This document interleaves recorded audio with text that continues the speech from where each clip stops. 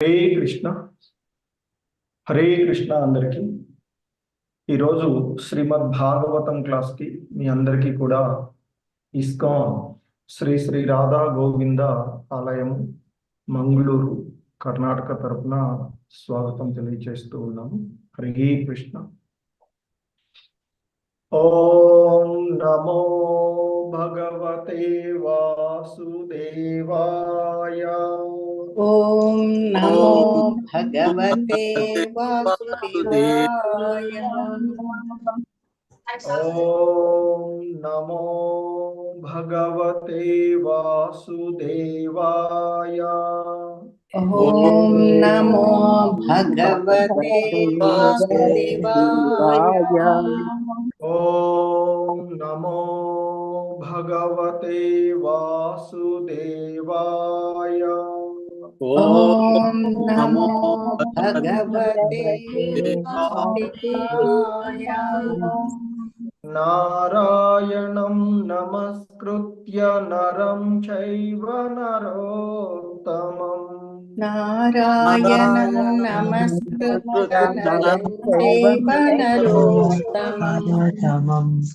దేవీం సరస్వతిం వ్యాసం తతో జయముదీరయేత్.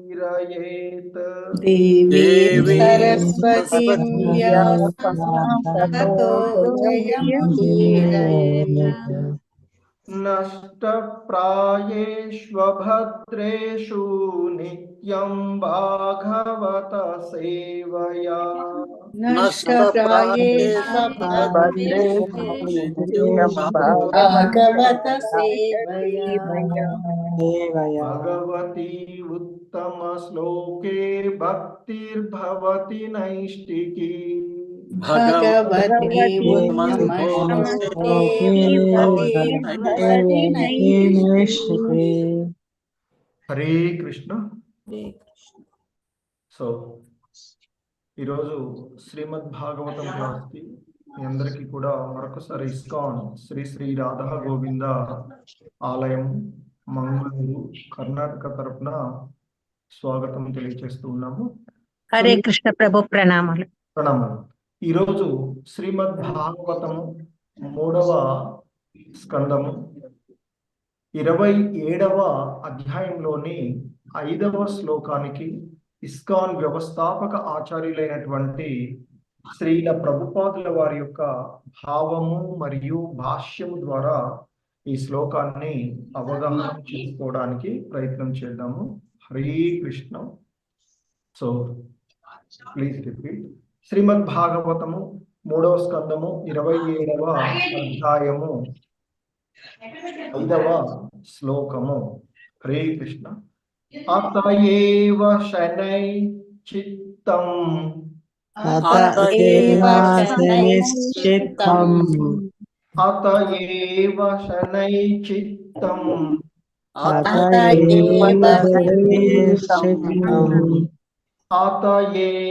శనై చిత్తం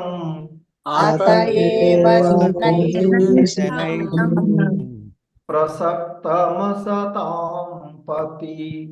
ప్రసక్తమసతాం పతి.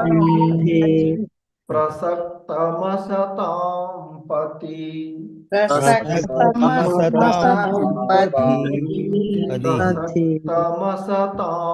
పతి.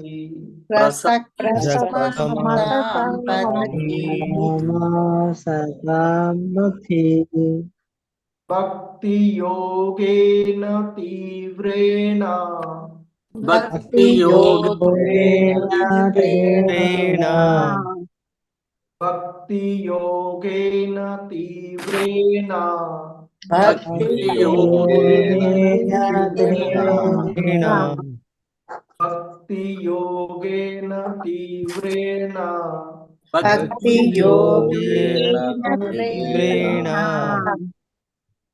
విరక్త్యాచనయేద్వశం విరక్త్యాచనయేద్వశం విరక్త్యాచనయేద్వశం విరక్త్యాచనయేద్వశం విరక్త్యాచనయేద్వశం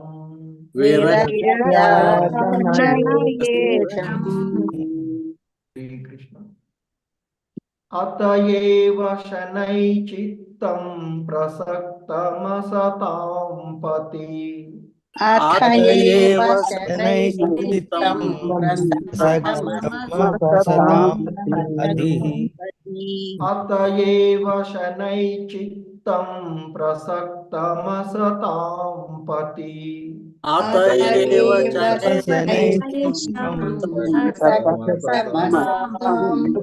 పతి భక్తి యోగేన తీవ్రేణ విరక్త్యాచనయేద్వశం భక్తి యోగేన విరక్త్యాచనయేద్వశం భక్తి యోగేన తీవ్రేణ విరక్త్యాచనయేద్వశం భక్తి యోగేన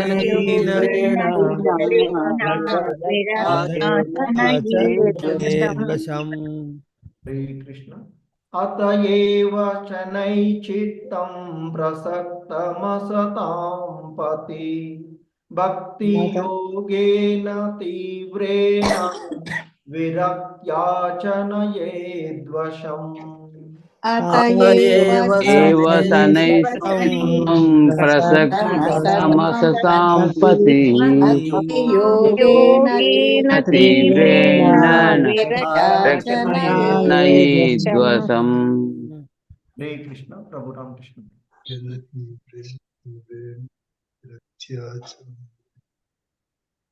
హరే కృష్ణ రామకృష్ణ ప్రభు హరే కృష్ణ సార్. హరే కృష్ణ. విలోపన ప్రభు చాముండేశ్వరి మాతాజీ, ప్రకాశరావు ప్రభుజీ. హరే కృష్ణ ప్రభు ప్రణామాలు ప్రణామం. అతయేవ శనైశ్చిత్తం ప్రసక్తమసతాం పథి భక్తి యోగేన తీవ్రేణ విరక్త్యాచనయేద్వశం. హరే కృష్ణ ప్రభు. हरे कृष्ण प्रभु जी, धन्यवाद प्रणाम। ओम नमो भगवते वासुदेवाय। अतएव शनैचित्तं प्रसक्तमसतां पथि भक्ति योगेन तीव्रेण विरक्त्याचनयेद्वशं। हरे कृष्ण प्रभु। హరే కృష్ణ. మాధవి నీలపు మాతాజీ, నీరజ మాతాజీ. హరే కృష్ణ ప్రభు. ఓం నమో భగవతే వాసుదేవాయ.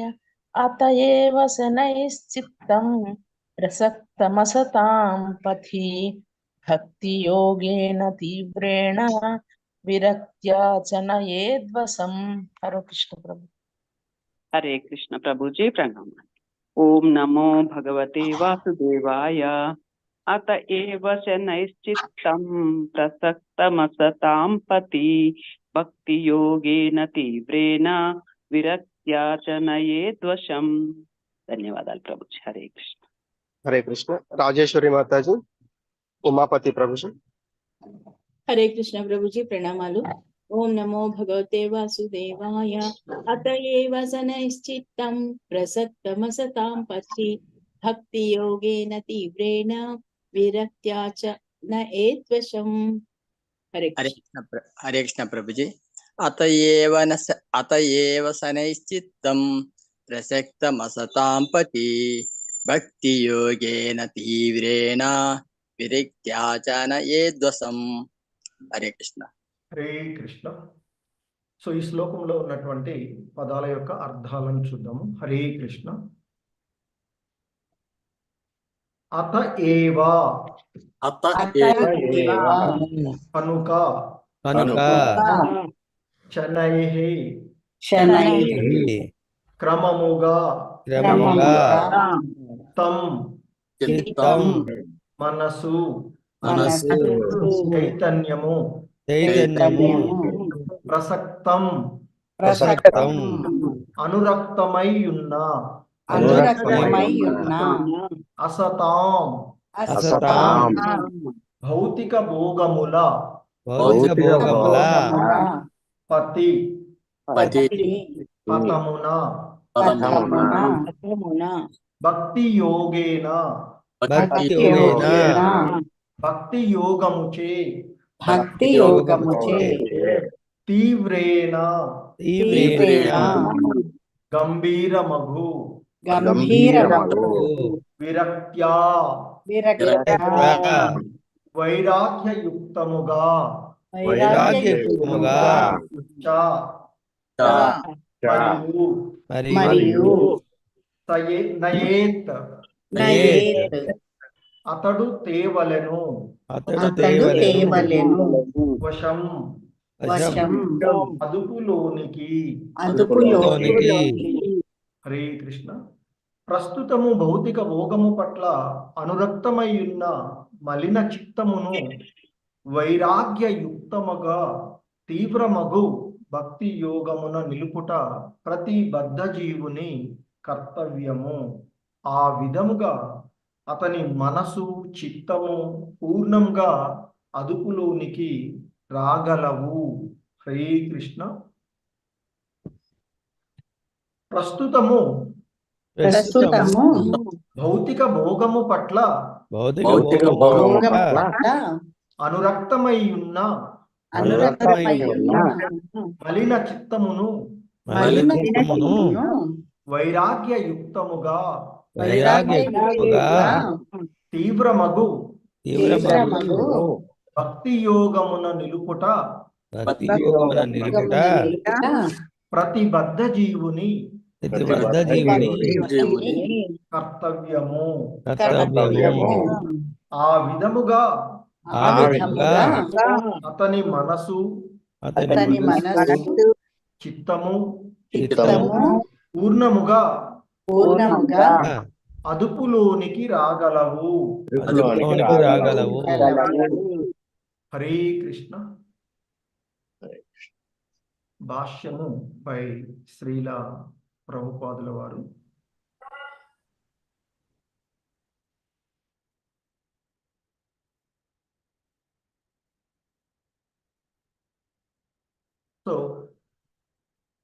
భాష్యము మోక్ష విధానము ఈ శ్లోకమునందు చక్కగా వివరించబడినది. తననే భోక్తగాను యజమానిగాను లేదా సర్వజీవుల మిత్రునుగాను తలచుటియే జీవుడు ప్రకృతిచే బంధితమగుటకు గల కారణం మిథ్యాపూర్వకమగు ఆలోచన, భౌతిక భోగవాంఛ యొక్క ఫలము. ఎవరేని తనను తాను దేశ ప్రజలకు, సంగమునకు లేదా మానవాళికి ఉత్తమ మిత్రుణ్ణని తలచుచు పలు విధములకు జాతీయ పరోపకార సర్వభూత హితత్వ కర్మలయందు నెలకొనుట ఇంద్రియ భోగముపై చిత్తమును కేంద్రీకరించుటయే గాని అన్యము కాదు. అట్టి నామమాత్ర జాతీయ నాయకుడు లేదా మానవతావాది ప్రతి ఒక్కరిని సేవించబోడు. అతడు సేవించున్నది కేవలము తన ఇంద్రియములనే. ఇది అక్షర సత్యం. కానీ ప్రకృతి ప్రభావమున భ్రమితుడైన కారణమున బద్ధజీవుడు ఈ విషయమును అవగతము చేసుకొనజాలడు. కనుకనే ప్రతి ఒక్కరూ గంభీరంగా భక్తి యోగమున నెలకొనవలనని ఈ శ్లోకము ఉపదేశించుచున్నది.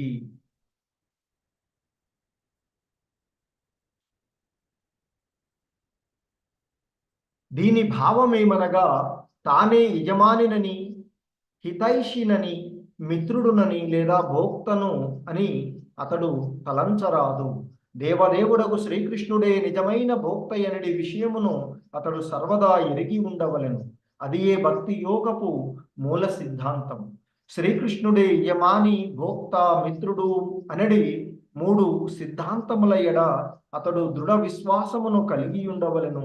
వీటిని తానెరుగుటయే గాక ఇతరులకు విశ్వాసమును కలిగించుటకు యత్నించి కృష్ణ భక్తి ప్రచారము కావించవలెను. మనుజుడు అటువంటి గంభీరమగు భక్తి సేవ యందు నెలకొనినంతనే ప్రకృతిపై మిథ్యా ఆధిపత్యపు నైజము సహజంగానే అదృశ్యము కాగలదు. అది ఏ వైరాగ్యమని పిలువబడును.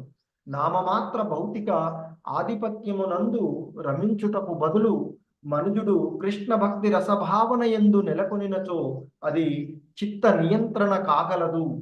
యోగ విధానమునందు ఇంద్రియ నిగ్రహము అత్యంత అవసరము.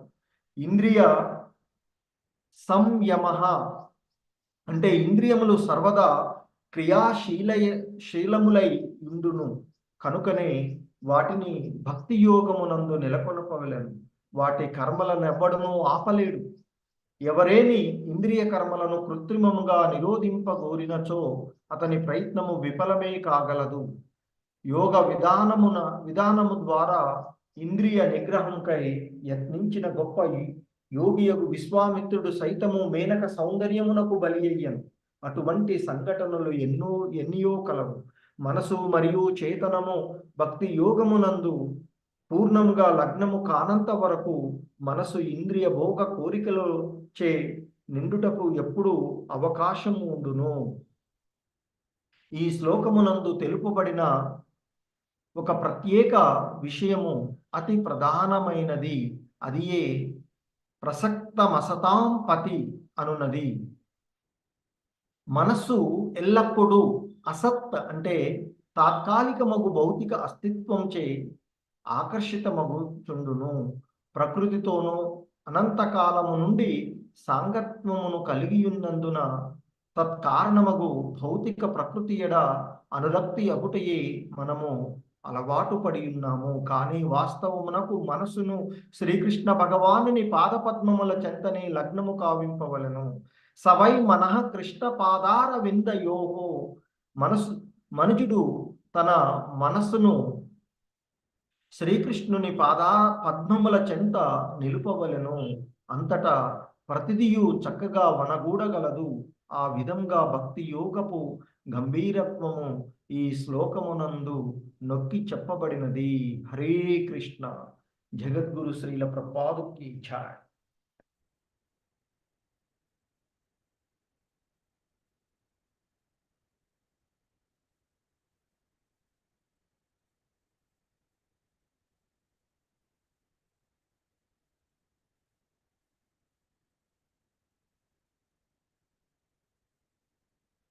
హరే కృష్ణ.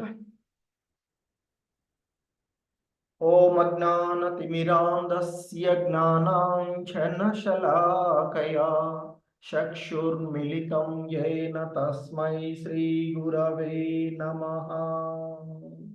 నమో ఓం విష్ణుపాదాయ కృష్ణప్రేష్టాయ భూతలే శ్రీమతి భక్తివేదాంత స్వామినితి నామినే.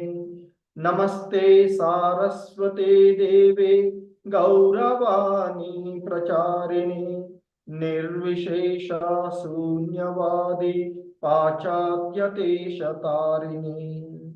జయ శ్రీకృష్ణ చైతన్య ప్రభు నిత్యానంద శ్రీ అద్వైత గదాధర శ్రీవాసాది గౌర భక్త బృంద. హరే కృష్ణ కృష్ణ కృష్ణ హరే హరే, హరే రామ రామ రామ హరే హరే. హరే కృష్ణ కృష్ణ కృష్ణ హరే హరే, హరే రామ రామ రామ హరే హరే. హరే కృష్ణ. సో మనము ఈరోజు శ్రీమద్ భాగవతము 3వ స్కందము 27వ అధ్యాయము అయినటువంటి ప్రకృతి అవగాహనము అనేటువంటి ఈ అధ్యాయంలో ఆ కపిల భగవానుడు ఇంకా తన జనని అయినటువంటి దేవహూతితో కొనసాగిస్తూ ఉన్నటువంటి ఈ ప్రకృతిని అవగాహనం చేసుకునేటువంటి విధానమును మనము ఇక్కడ వింటూ ఉన్నటువంటి అంశాలు చూస్తూ ఉన్నది. సో మరి ఆ కపిల భగవానుడు అంతకు ముందు అధ్యాయంలో చెప్పినట్లుగా వైరాగ్యము, జ్ఞానము అనేటువంటి అంటే ఆ దివ్య జ్ఞానాల ద్వారా జీవుడు భక్తి యోగంలో నిమగ్నమైనప్పుడు అతడు మోక్షం భక్తి అంటే ఆ భక్తి యోగం ద్వారా మోక్షాన్ని పొందగలుగుతాడు అని చెప్పి జీవుడు ఆ విధంగా ఆ ప్రకృతి గుణాల చేత ప్రభావితుడు కాకుండా ఉంటాడు. అప్పుడు అతడు దేనితో కూడా అతడు ఈ బంధనాలు దేనితో ఏవి కూడా అతనికి అంటవు అని చెప్తాడు. అలా కాకుండా మిథ్య అహంకార ప్రభావం వలన దేహాత్మ భావనతో ఉన్నప్పుడు అతడు ఆ కర్మరహితుడు మిథ్య అహంకార భావంతో ఉంటాడు అని చెప్తూ ఉంటాడు. కాబట్టి ఆ విధంగా ఈ ప్రకృతి త్రిగుణాల యొక్క సంపర్కము వలన అతడు ఈ భౌతిక జగత్తులో అల్ప జీవి నుండి ఉన్నతమైనటువంటి జీవి వరకు వివిధమైనటువంటి ఆ దేహాలను పొందుతూ ఉన్నటువంటి విషయాన్ని చెప్తూ ఉన్నాడు. ఇక నిన్నటి శ్లోకంలో ఆయన చెప్పినటువంటి వాస్తవానికి జీవుడు భౌతిక అస్తిత్వమునకు పరుడైనటువంటి వాడు. ఎందుకంటే జీవుడు ఆ భగవంతుని యొక్క భిన్న అంశ, ఆధ్యాత్మికంగా జీవుని యొక్క అంశ అంటే శాశ్వతమైన సనాతనమైనటువంటి వాడు, దివ్యమైనటువంటి వాడు. కానీ ఎప్పుడైతే ఈ భౌతిక ప్రకృతి సంపర్కంలోనికి వస్తూ ఉన్నాడో ఈ ప్రకృతి పైన ఆధిపత్యము చలాయించాలి అనేటువంటి స్వభావము కారణమున అతడు ఈ సంసార కూపంలో సంసార సాగరంలో అతడు మునిగిపోతూ ఉన్నాడు. అంటే అతని యొక్క సంసారమునకు అంతమే లేకుండా ఉంటుంది అని. దాని వలననే స్వప్నం వలె అతడు సర్వ విధాలైనటువంటి అనర్థాలను, సుఖాలను, దుఃఖాలను అన్నిటికీ కూడా అతడు ప్రభావితుడు అవుతూ ఉన్నాడు అంటూ చెప్పినటువంటి అంశాన్ని మనము చూసినటువంటిది. ఇక ఈరోజు శ్లోకంలో ఆ కపిల భగవానుడు ఇంకా చెప్తూ ఉన్నటువంటి అంశాన్ని మనము ఇక్కడ చూస్తూ ఉన్నాం. అతయేవ శనై చిత్తం ప్రసక్తమసతాం పతి భక్తి యోగేన తీవ్రేణ విరక్త్యాచనయేద్వశం. సో ఇంకా చెప్తున్నారైనా అతయేవ కాబట్టి. సో శనై అంటే క్రమక్రమంగా, అంటే ఇక్కడ ఈ భౌతికమైనటువంటి అంశాల వల్ల ప్రస్తుతము భౌతిక భోగము పట్ల అనురక్తమై ఉన్నటువంటి ఈ మలిన చిత్తమును ఈ వివిధ అంశాల ద్వారా, వివిధ రకాలైనటువంటి కార్యాల ద్వారా మలినపడినటువంటి చిత్తమును వైరాగ్య యుక్తముగా, అంటే ఈ ప్రకృతి సంబంధించినటువంటి తాత్కాలికమైనటువంటి ఈ మిథ్యా భావనలకు సంబంధించినటువంటి ఈ వీటన్నిటి నుండి కూడా సో వీటన్నిటిని వదిలివేసే విధంగా ఈ ఇంద్రియ భోగవాంఛ విషయాల నుండి దూరమయ్యే విధంగా ఆ వైరాగ్య యుక్తంగా తీవ్రమైన ఆ భక్తి యోగమున నిలుపుట ప్రతి బద్ధ జీవుని యొక్క కర్తవ్యము. సో ఎందుకంటే బద్ధ జీవుడు యొక్క చిత్తము అది నిరంతరము ఆ ఇంద్రియ భౌతికమైనటువంటి ఇంద్రియ భోగ వాంఛల వెడ పరుగెడుతూ ఉంటుంది. మరి అటువంటి ఆ అంతమంటూ లేనటువంటి ఆ సంసారంలో, ఎందుకంటే ఆ అశ్వత్థ వృక్షంలో ఒక శాఖ నుండి మరొక శాఖకు, అంటే ఒక దేహం నుండి మరొక దేహానికి తాను చేస్తూ ఉన్నటువంటి కర్మలు, తాను యొక్క స్వభావాలను అనుసరించి తన భావాలకు అనుకూలంగా వివిధ రకాలైనటువంటి దేహాలను పొందుతూ ఆ దేహాల్లో తాను ఏం చేస్తున్నాను అనేటువంటి విషయాన్ని కూడా మర్చిపోయి తాను చేస్తూ ఉన్నటువంటి భౌతిక భోగముల పట్ల ఆసక్తులై అది కోటాను కోట్లుగా జన్మలలో ఈ మలినమైనటువంటి చిత్తం. అందుకే చైతన్య మహాప్రభుల వారు శిక్షాష్టకంలో మనకి చేతో దర్పణ మార్జనం భవదవ అంటూ చెప్పబడినటువంటి శ్లోకం. సో ఎన్నెన్నో జన్మల నుండి హృదయంలో పోగుపడినటువంటి ఆ మలినాన్ని తొలగించేటువంటిది ఆ నామ సంకీర్తనం, ఆ హరినామము. అదే హరే కృష్ణ కృష్ణ కృష్ణ హరే హరే, హరే రామ రామ రామ హరే హరే అంటూ ఆ భగవంతుని యొక్క భక్తి యోగంలో ఈ మనస్సుని ఆ భగవన్ నామ స్మరణలో నిలపడము ద్వారా శుద్ధ భక్తుల యొక్క సాంగత్వంలో నిలపడం ద్వారా, అంటే అదే చెప్తున్నారు ఇక్కడ, చిత్తమును భక్తి అంటే ఆ వైరాగ్య యుక్తమైనటువంటి తీవ్రమైన భక్తి యోగమునందు నిలపాలి. అలా నిలపడము ప్రతి బద్ధ జీవుని యొక్క కర్తవ్యము. ఎందుకంటే ప్రతి జీవుడి యొక్క లక్ష్యము ఆ భగవద్ధామాన్ని చేరుకోవడం. ప్రతి జీవుడి యొక్క విధి ఆ భగవంతుని సేవ చేయడం. ఏంటి సేవ అంటే ఆయన యొక్క భక్తిలో నిమగ్నం అవ్వడం. ఆయన సేవ చేయడమే భక్తి. సో కాబట్టి ఆ విధంగా భక్తి యోగంలో నిమగ్నం అవ్వాలి అని చెప్తుంది.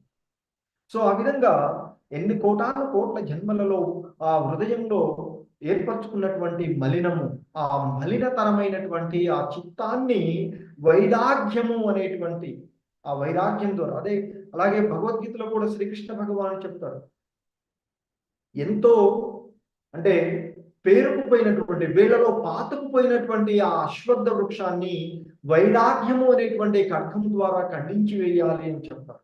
వైరాగ్యము అంటే ఏంటి? వైరాగ్యము ఈ భౌతిక ఇంద్రియ వాంఛల పట్ల అనాసక్తిని కలిగి ఉండడమే వైరాగ్యం.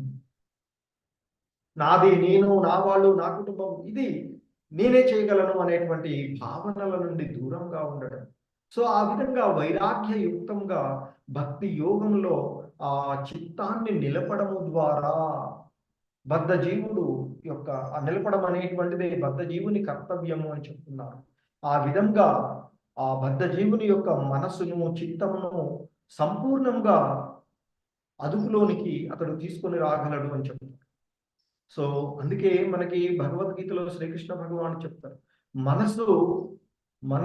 మనిషికి అంటే ఈ ఆత్మకు మంచి మిత్రుడుగా ఉంటుంది లేదా పరమశత్రువుగా ఉంటుంది అని చెప్తూ ఉంటారు. సో మనస్సును ఆధీనంలో ఉంచుకున్నప్పుడు అది మంచి మిత్రుడిలాగా ఉండి, అతను మంచి మిత్రుడు ఉన్నప్పుడు ఏమవుతుంది, అతనికి ఉపయోగపడేటువంటి పనులలో నిమగ్నం అవుతూ ఉంటుంది, సహకరిస్తూ ఉంటుంది. శత్రువులా ఉన్నప్పుడు ఏం చేస్తాడు? ప్రతిదీ కూడా ప్రతిఘటిస్తూ ఉంటుంది. సో కాబట్టి ఆ మనస్సుని ఆధీనపరుచుకున్నప్పుడు మంచి మిత్రుడిలాగా ఉండి అది ఆధ్యాత్మిక విషయాలలో, ఆధ్యాత్మిక చింతనలో మనస్సుని నిమగ్నం చేసే విధంగా అది మనకి మన మాట వింటూ ఉంటుంది, అదుపులో ఉంటుంది. సో ఇక శ్రీల ప్రభుపాదుల వారు ఇక్కడ మనకి ఇచ్చినటువంటి ఈ భాష్యంలో చూసినట్లయితే ముఖ్యంగా ఆయన ఇక్కడ చెప్తూ ఉన్నటువంటి విషయం, భాష్యం మోక్ష విధానము ఈ శ్లోకమునందు చక్కగా వివరించబడినది. అంటే ఈ బద్ధ జీవుడు ఈ భవబంధనాల నుండి, ఈ సంసార సాగరము నుండి ఏ విధంగా తనను తాను బయటపడవేసుగలడో, అంటే ఆ భగవంతుని యొక్క కృప ద్వారా, గురు ఆజ్ఞలను పాటించడం ద్వారా ఏ విధంగా అతడు తనను తాను ఈ భవబంధనాల నుండి బయటపడవేసుకో అనగా మోక్షాన్ని ఎలా పొందగలడో అనేటువంటి విషయము ఈ శ్లోకము మనకి చక్కగా వివరిస్తుంది అంటూ చెప్తున్నారు శ్రీల ప్రభుపాదుల వారు. ఎందుకంటే ఈ బద్ధ జీవితంలో జీవుడు తననే భోక్తగాను, మరి ఇక్కడ ఉండి నేనే అనుభవించాలి అనేటువంటి భావన ఉంటాము, తననే భోక్తగాను, అలాగే తనే వీటన్నిటికీ అధిపతి.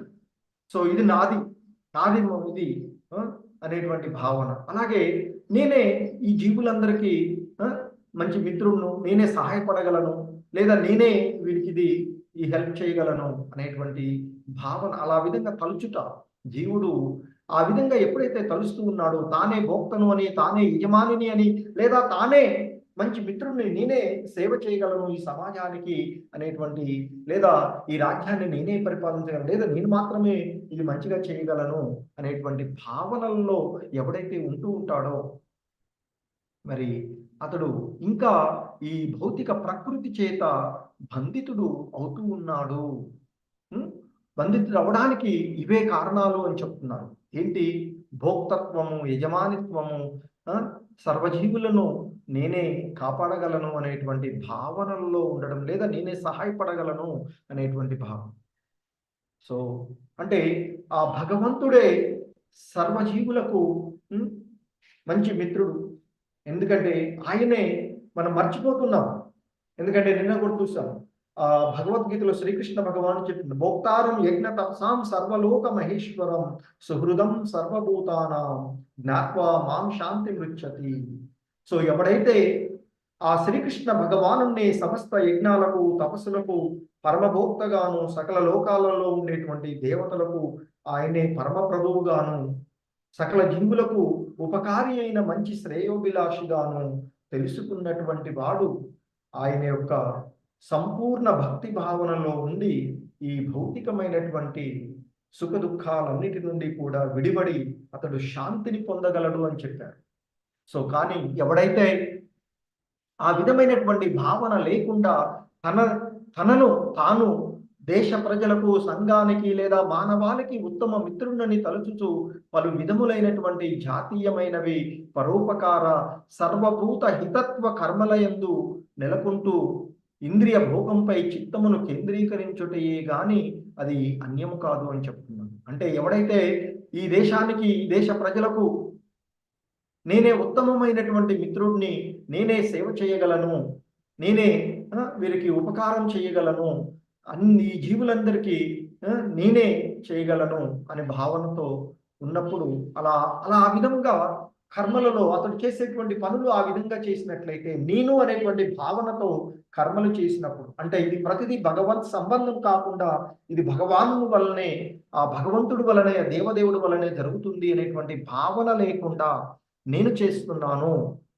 సో నేను ఇది కట్టించాను లేదా నేను ఇట్లా చెప్తున్నాను, సో ఈ విధమైనటువంటి భావనల వలన అది ఆ విధంగా ఉన్నట్లయితే అది ఆ ఇంద్రియ భోగము పైన చిత్తాన్ని కేంద్రీకరించినటువంటిదే కాదు, ఇక వేరేది ఏదీ కాదు అంటూ చెప్తున్నారు శ్రీల ప్రభుపాదుల వారు.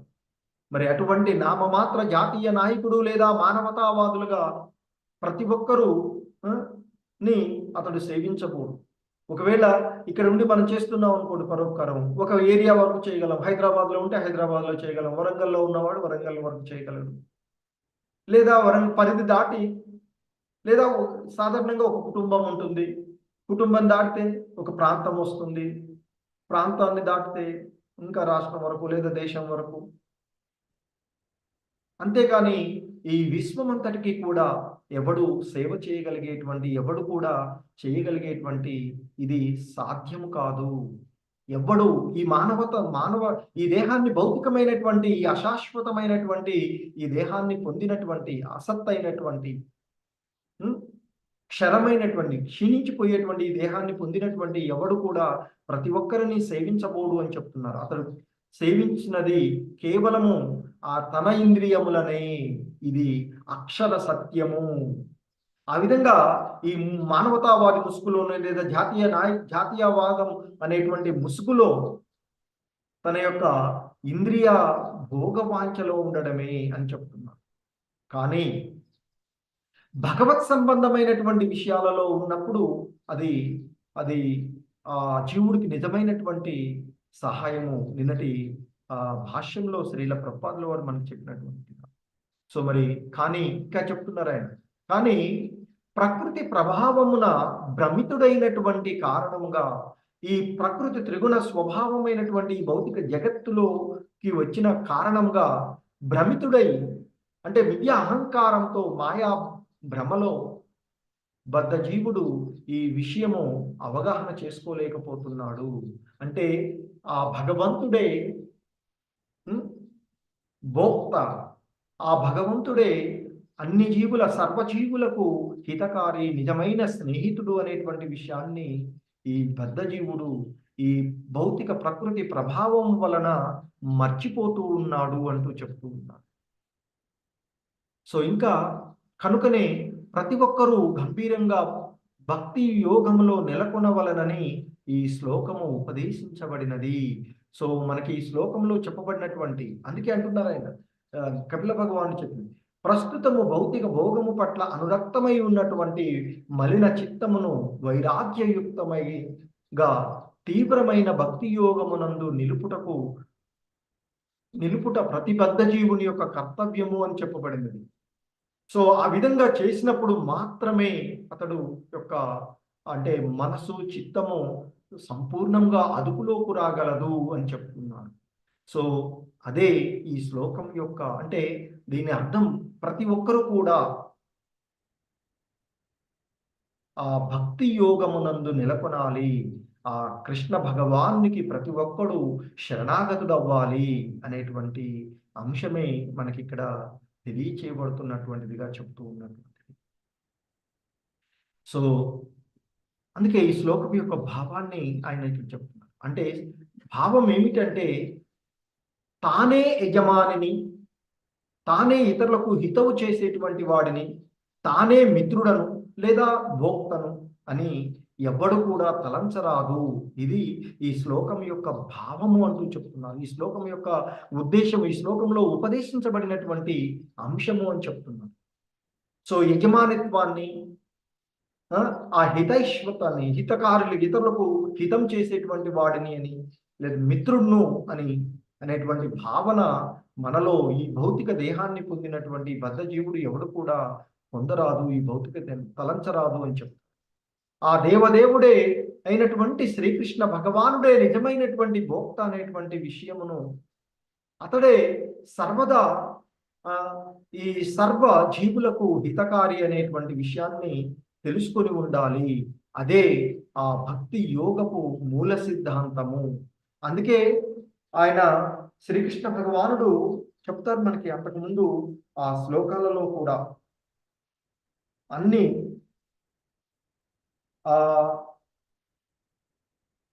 వివిధ రకాలైనటువంటి అంశాల నుండి బయటపడేటువంటి వాడు. సో చెప్తారు అంతకుముందు భగవద్గీతలో, సందేహాల నుండి ఉత్పన్నమయ్యేటువంటి ద్వంద్వాలకు అతీతులైన వారు, మనస్సులు అంతరంలోనే నెలకొని వారు, సకల జీవుల సంక్షేమానికి పనిచేయడంలో సర్వదా తనమునుకనై ఉండేవారు, సమస్త పాపముల నుండి విముక్తులైనటువంటి జనులు బ్రహ్మలో ముక్తిని పొందుతారు అని చెప్తారు. అంటే కృష్ణ భక్తి భావనలో ఉన్నటువంటి జీవులు మాత్రమే వాస్తవమైనటువంటి సకల జీవుల సంక్షేమ కార్యక్రమంలో నెలకొన్నట్టు. ఎందుకంటే ఆ భగవంతుడు సకల జీవులకు అంటే మంచి స్నేహితుడు అనేటువంటి విషయాన్ని ఆ భక్తిలో ఉన్నటువంటి వాడు మాత్రమే అవగాహన చేసుకోగలడు. సో అలాగే భగవద్గీతలో చెప్తారు, నేనే సకల జీవులకు, అదే ఇంతకుముందు చెప్పినట్లుగా ఆ భగవంతుడే అన్నిటికీ అధిపతి, సర్వము ఆ భగవంతుడే అనేటువంటి విషయాన్ని ఎరిగినటువంటి వాడే శాంతిని పొందగలుగుతాడు. సో అందుకే ఇక్కడ చెప్తున్నారు, శ్రీకృష్ణుడే యజమాని, శ్రీకృష్ణుడే భోక్త, శ్రీకృష్ణుడే మిత్రుడు అనేటువంటి మూడు సిద్ధాంతాల ఎడ దృఢ విశ్వాసాన్ని కలిగి ఉండడం అనేది ప్రతి జీవుడి యొక్క కర్తవ్యము అని చెప్తున్నారు. ప్రతి జీవుడు కూడా శ్రీకృష్ణుడే యజమాని, శ్రీకృష్ణుడే భోక్త, శ్రీకృష్ణుడే మిత్రుడు అనేటువంటి ఒక దృఢమైనటువంటి విశ్వాసాన్ని కలిగి ఉండాలి అని చెప్తున్నారు. ఎందుకంటే శాస్త్రాలు సూచించబడినాయి, శాస్త్రాలే ప్రామాణికం. ఆ శాస్త్రాలను అవగాహన చేసుకున్నటువంటి గురువులే ప్రామాణికం. మరి ఆ గురువులు శాస్త్రాలు చెప్పినటువంటి ఆ విషయాల ద్వారా శ్రీకృష్ణుడే యజమాని, శ్రీకృష్ణుడే భోక్త, శ్రీకృష్ణుడే మిత్రుడు అనేటువంటి మూడు సిద్ధాంతాల ఎడ ప్రతి జీవుడు కూడా దృఢమైనటువంటి విశ్వాసాలను కలిగి ఉండాలి.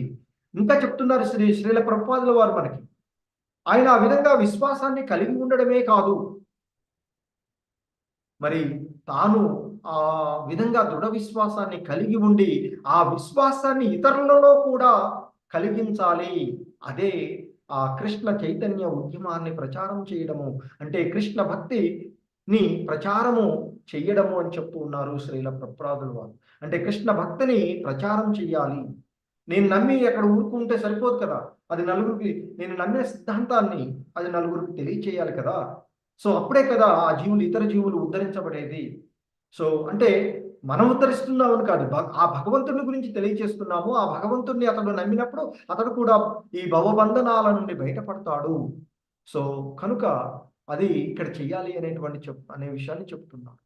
సో కాబట్టి మానవుడు అటువంటి ఆ గంభీరమైనటువంటి భక్తియుత సేవయందు నెలకొనినంతనే ప్రకృతిపై విద్యా ఆధిపత్యపు నైజము సహజంగానే అదృశ్యము కాగలదు.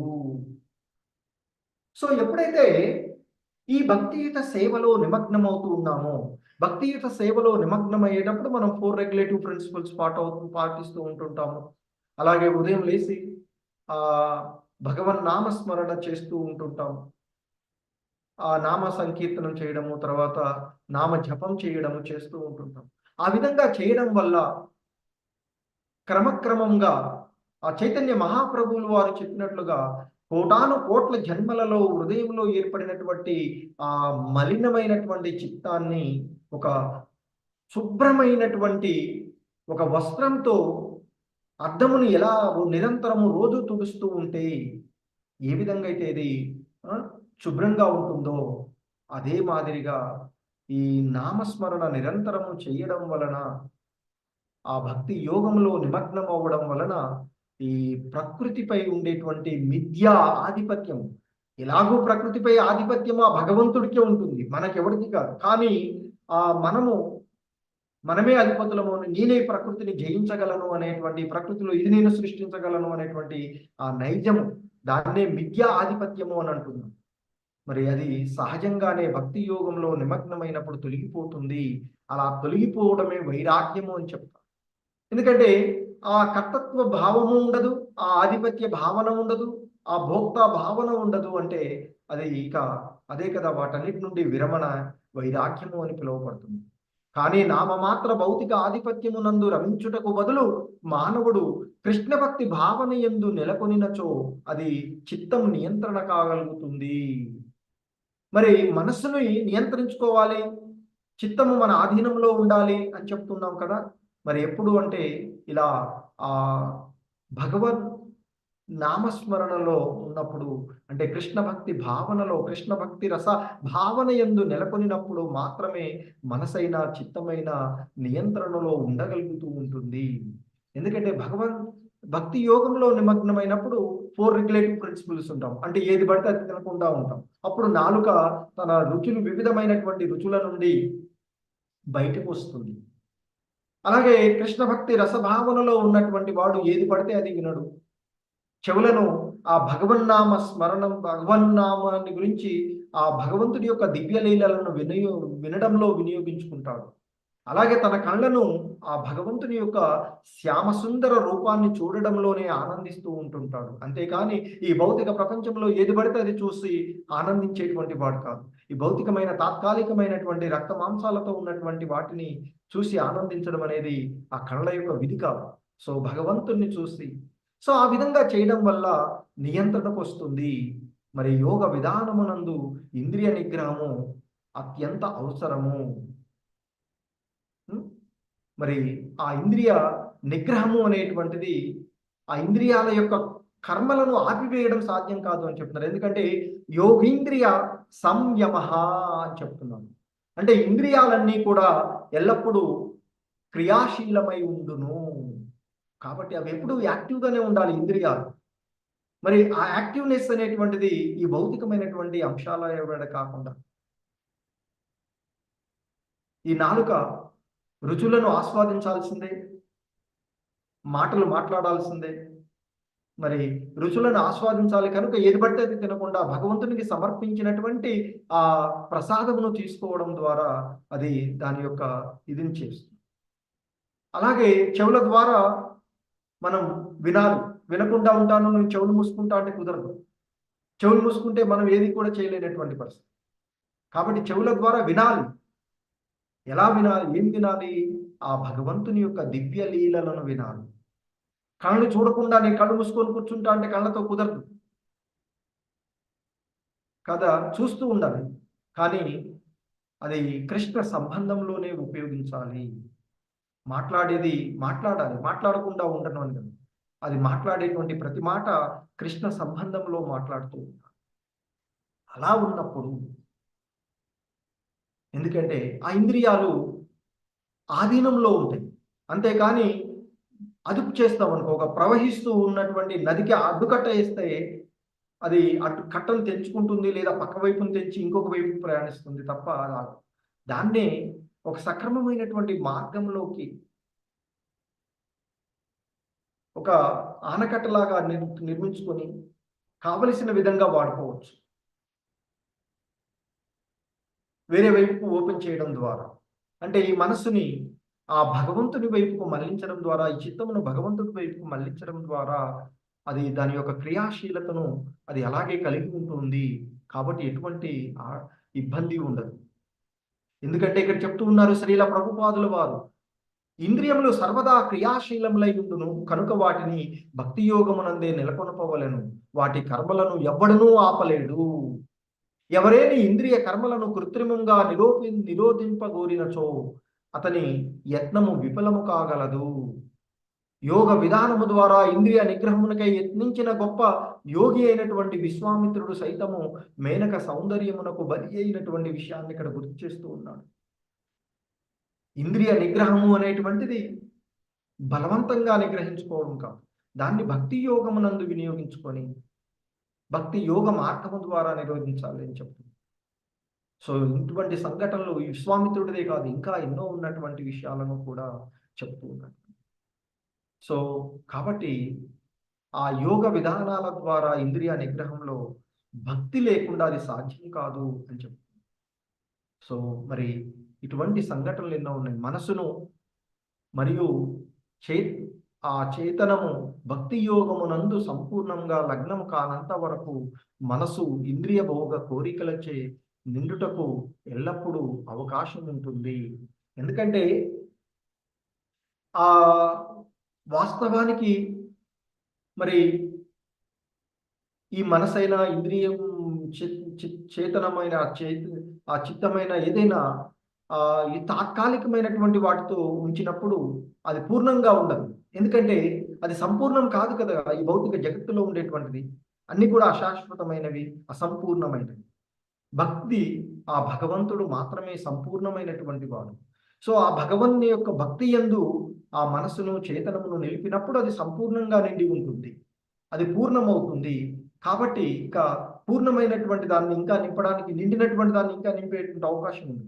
కాబట్టి ఇక ఇంద్రియ ఆ కోరికలు ఏవైతే ఉన్నాయో, భౌతిక వాంఛలు ఏవైతే ఉన్నాయో అవి ఇక మరలా వాటిని దరిచేరే అవకాశం లేదు అని చెప్తుంది. సో ఈ శ్లోకమునందు తెలుపబడిన ఒక ప్రత్యేక విషయం అతి ప్రధానమైనది అంటూ చెప్తున్నారు శ్రీల ప్రభుపాదుల వారు. అదే ప్రసక్త మసతాం పతి అనున్నది. సో అంటే అసత్ అంటే ఆ మనసు అనేటువంటిది తాత్కాలికమైనటువంటి భౌతిక అంశాల ఎడనే ఆకర్షితమవుతూ ఉంటుంది. ప్రకృతితో అనంతకాలము నుండి సాంగత్వము కలిగి ఉన్నందువలన తాత్కాలికమగు భౌతిక ప్రకృతి ఎడ అనురక్తమగుటయే మనం అలవాటు పడి ఉన్నాము అని చెప్తున్నాం. సో కానీ దాన్ని ఆ భగవంతుని వైపుకు మరలించినప్పుడు దాని నుండి వైరాగ్యము కలుగుతుంది అని చెప్తుంది. కానీ వాస్తవమునకు మనసును శ్రీకృష్ణ భగవానుని పాదపద్మముల చెంతనే లగ్నం చేయాలి అని చెప్తున్నారు. అదే సవై మన కృష్ణ పాదార విందయో అంటే మన మనస్సుని ఎల్లప్పుడూ ఆ కృష్ణ భగవానుడి యొక్క పాద పద్మాల యందే నిలపాలి అని చెప్తూ ఉన్నారు. అలా నిలపడము వలననే సరైనటువంటి భక్తి యోగ విధానంలో మనము నిమగ్నం కాగలము అని చెప్తూ ఉంటున్నారు. ఎందుకంటే మనకి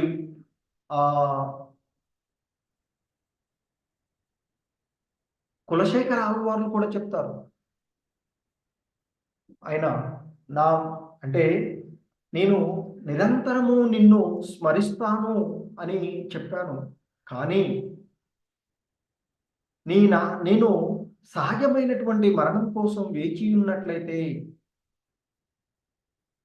మరి ఆ సమయంలో అంటే సహజ సిద్ధంగా నేను ముసలవాడినైన సమయంలో కపవాత పిత్తముల చేత నా కంఠము మూతపడి ఉండవచ్చు. అప్పుడు నేను నీ యొక్క స్మరణ కావించగలనో లేదో, కాబట్టి నేను స్మరిస్తూ ఉన్నప్పుడు ఈ సమయంలోనే నా యొక్క మనసుని, నా యొక్క ప్రాణమును నీ పాదాల చెంత నిలపవయ్యా అంటూ అడుగుతాం. సో అది శుద్ధ భక్తులు చేసేటువంటి విషయం.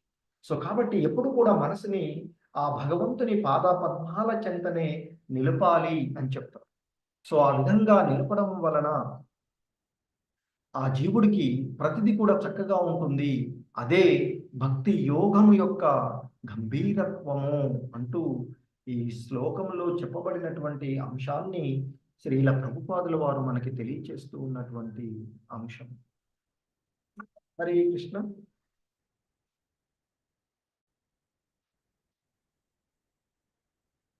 హరే కృష్ణ ప్రభు. హరే కృష్ణ.